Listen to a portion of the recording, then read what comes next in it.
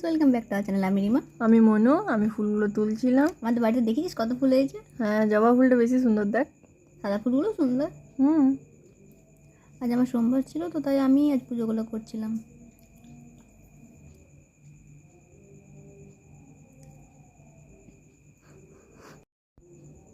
আজ আমি পুজোটা করলাম। সোমবার, তার উপরে শ্রাবণ মাসের উপোস করে ফেলেছি। খুব সুন্দর লাগছে ঠাকুরটাকে। কালকের পদ্ম ফুলগুলো এগুলো।